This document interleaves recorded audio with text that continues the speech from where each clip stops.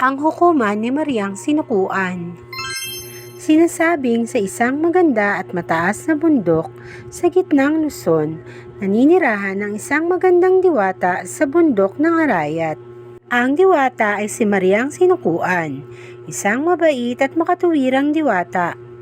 Mayroon siyang hukuman na naging sagisag ng katarungan at pag-ibig. Sa kanyang hukuman, nagtutungo ang mga tao at mga hayop na nakatira sa bundok Arayat upang magsumbong at humingi ng payo. Isang araw, narinig ni Mariang Sinukuan ang taghoy ng ibong Martinez. Ipinatawag niya ang Martinez sa kanyang hukuman. Halos madurog ang puso niya sa lungkot nang ipakita ng Martinez ang sirang pugad at mga basag na itlog. "Ano ang nangyari sa iyong pugad, mahal kong ibon?" tanong ni Maria kay Martinez. "Kasi po kagabi, humihikbing huni ni Martinez. Biglang dumamba si kabayo at natapakan ng aking pugad." Madaling nagsiyasat ang magandang diwata at ipinatawag si kabayo. "Bakit ka dumamba kagabi na ikinabasag ng mga itlog ni Martinez?" tanong ni Maria nang dumating si kabayo sa kanyang hukuman. "Kasi po," mahinay na halinghing ni kabayo, "nagulat ako nang biglang kumukak ng malakas si Palaka."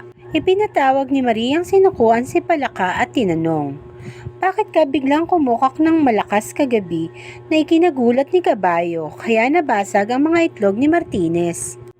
"Kasi po," paos na kokak ni Palaka, "humingi lamang po ako ng saklolo dahil nakita kong dala ni Pagong ang kanyang bahay." Agad namang ipinatawag ni Maria si Pagong.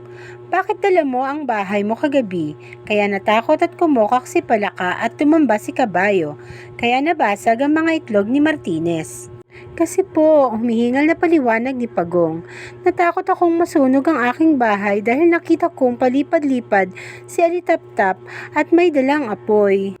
Ipinatawag naman ni Maria si Alitaptap at tinanong, "Bakit may daladala kang apoy kagabi?" Kaya nagbuhat ng bahay si Pagong at natakot si Palaka, kaya dumamba si kabayo na naging dahilan ng pagkabasag ng mga itlog ni Martinez. "Kasi po," kutitap ni Alitaptap, "kailangan kong magdala ng apoy para pananggalang laban kay Lamok na palipad-lipad at may dalang itak."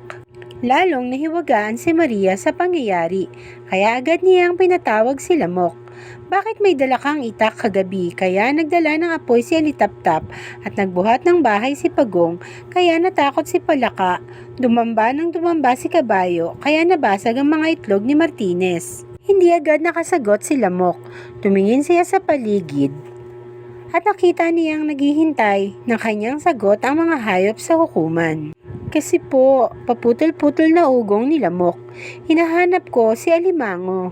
"At bakit naman may dala ka pang itak sa paghahanap kay Alimango?" Nahihiwaga ang usisa ng diwata. "Kasi po, gusto kong gumanti sa ginawa niya sa akin," paliwanag ni Lamok. "Noong isang linggo, bigla na lamang niya akong sinipit. Mabuti at hindi niya nasipit ang aking leeg, pero nasugatan ang aking isang paa." Nawala ang pagtitimpi ni Lamok at galit na umugong-ugong. "Ngayong magaling na ang aking paa, isinumpa kong hahanapin ko siya habang ako'y nabubuhay. Alam kong nagtatago siya pero susuotin ko ang lahat ng butas at pitak hanggang makita ko ang taksil na si Alimango." Masyadong nadala si Lamok sa sama ng loob at nawala sa loob na iwinasiwas ang kanyang itak. Hindi sinasadya, dumulas ang itak sa kanyang kamay at muntik nang tamaan sa ulo si Palaka.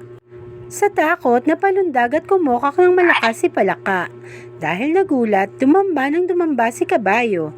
Daladala ang kanyang bahay ay nagtago si Pagong. Nagningas ang apoy ni Alitaptap at lumipad na dala ang pugad ni Martinez. Itinaas ng magandang diwata ng Arayat ang kanyang kamay para payapain ang lahat. Pagkatapos, itinuro niya si Lamok at nagwika, "Masyado kang marahas, Lamok. Nagulo ang aking kaharian ng dahil lamang sa sama ng iyong loob kay Alimango. Dapat mong malaman na ang karahasan ay nagdudulot ng kapahamakan." Pinagbawalan niyang magdala ulito ng itak.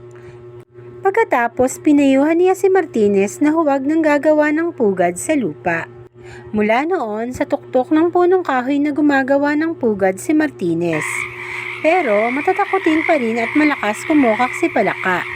Dumadamba pa rin ang dumadamba si Kabayo kapag natatakot at dala-dala pa rin ni Pagong ang kanyang bahay.